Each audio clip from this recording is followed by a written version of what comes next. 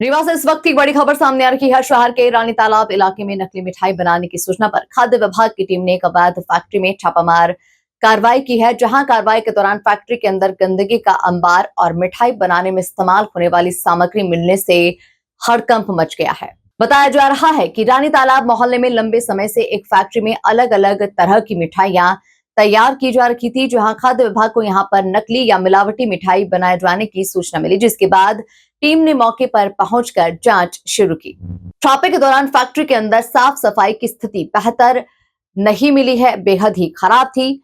जगह जगह पर गंदगी दिखाई दी और मिठाई तैयार करने का काम भी इसी माहौल में किया जा रहा था। मौके से मिठाई बनाने में इस्तेमाल होने वाली सामग्री और तैयार मिठाइयां भी बरामद की गई है।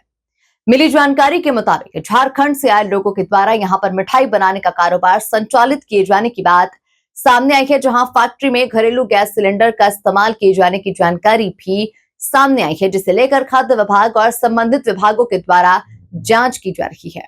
फैक्ट्री के आसपास बंधी हुई भैंसें भी मिली है, जहां आरोप है कि इसी परिसर के आसपास भैंसों की धुलाई भी की जाती थी। अब जांच का बड़ा सवाल यह है कि जिस जगह पर इस तरह का वातावरण था, वहां तैयार होने वाली मिठाइयां आखिर किन दुकानों तक पहुंचाई जाती थी। बताया जा रहा है कि यहां तैयार मिठाइयों की सप्लाई शहर की अलग अलग मिठाई दुकानों में किए जाने का आरोप है। ऐसे में खाद्य विभाग की जांच सिर्फ फैक्ट्री तक सीमित नहीं रहने वाली है, बल्कि मिठाई की सप्लाई चेन और संबंधित दुकानों तक भी पहुंच सकती है।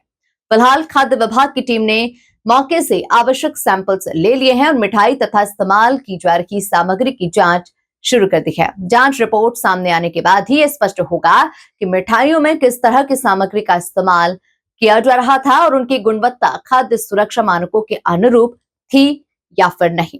फिलहाल रानी तालाब की इस कथित अवैध मिठाई फैक्ट्री को लेकर जांच जारी है। अगर जांच में मिलावट या खाद्य सुरक्षा नियमों के उल्लंघन की पुष्टि होती है तो संबंधित लोगों के खिलाफ नियमानुसार कार्रवाई की जा सकती है। त्योहारों के मौसम में इस तरह की कार्रवाई उपभोक्ताओं के लिए भी एक बड़ा सवाल खड़ा करती है।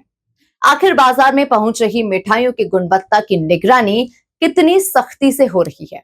ये मिलावट से मुक्ति अभियान के अंतर्गत कलेक्टर रीवा के निर्देश पर मिठाई के जो प्रतिष्ठान है उनकी जांच की जा रही थी। जांच के दौरान ये पाया गया कि कुछ जो बड़े होलसेलर हैं उनके पास प्लास्टिक के डब्बों में कुछ कलर्ड बर्फी, पेड़े ये सब विक्रय किए जा रहे हैं, जिनकी प्राइस काफ़ी कम है।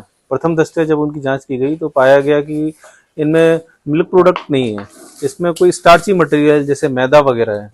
तो शंका के आधार पर जब हम उनसे पूछताछ की गई तो उन्होंने बताया कि कुछ सप्लायर्स ऑर्डर लेते हैं और आकर के दे जाते हैं, बाकी कहाँ निर्माण हो रहा है इसके बारे में उनको कोई जानकारी नहीं थी, ना ही कोई बिल वगैरह दिया जाता था।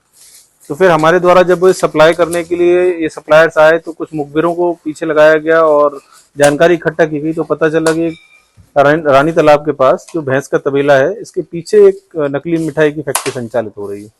तो अभी टीम के द्वारा जब दबिश दी गई तो यहाँ देखा गया कि सारी मिठाइयाँ, चाहे चॉकलेट बर्फी हो, ऑरेंज बर्फी हो, रसगुल्ले हो, मिल्क केक हो, सबका निर्माण किया जा रहा है। जो भी इनको ऑर्डर मिलता था सारे बनाते हैं, मगर इसमें मिल्क प्रोडक्ट का इस्तेमाल नहीं होता है। इसमें मतलब मावा कहीं से भी यूज नहीं हो रहा है। इसमें मैदा है, शक्कर है, ग्लूकोज है, फ्लेवर्स हैं, कलर हैं, इनको मिला करके नकली मिठाइयाँ तैयार की जाती हैं और काफी कम प्राइस पे डब्बों में पैक करके मार्केट में सप्लाई की जा रही है।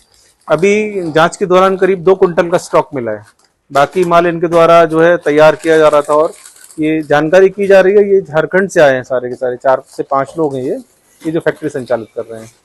सैनिटरी कंडीशन भी अच्छी नहीं है, हाइजीन भी बिल्कुल ठीक नहीं है यहाँ पे। तो हमारे द्वारा लाइसेंस अगर होगा, इनका भी जांच की जा रही है तो उसको भी तत्काल प्रभाव से निलंबित किया जाएगा और सबके विरुद्ध खाद्य सुरक्षा मानक अधिनियम के अंतर्गत कार्रवाई की जा रही है। खबरों की रफ्तार सधे अंदाज में लेटेस्ट खबरों के लिए हमारे चैनल साधना एक्सप्रेस डिजिटल को सब्सक्राइब जरूर करें।